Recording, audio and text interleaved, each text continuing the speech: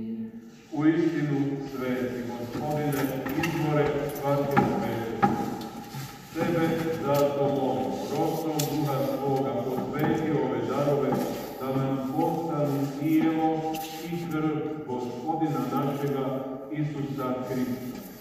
Kad se dragovoljno predao na muku, on uze kruh, tebi zahvali, razlomi i dade učenicima svojim govoreći: uzmite i jedite od ovoga svi.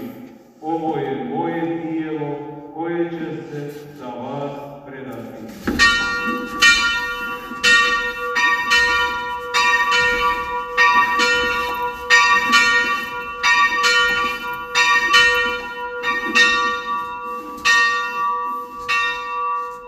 Isto tako, pošto večera se uze kaleš, ponovno ti zahvali i dade učenicima svojim govoreći: uzmite i pijte iz njega svi.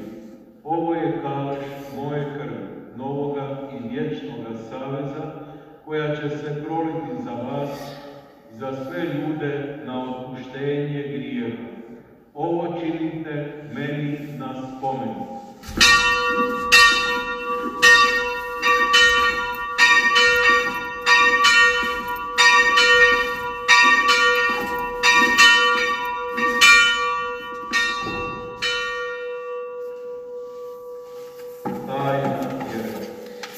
Tvoju smrt, Gospodine, navještamo, Tvoje uskrsnuće slavimo, Tvoj slavni dolazak iščekujemo.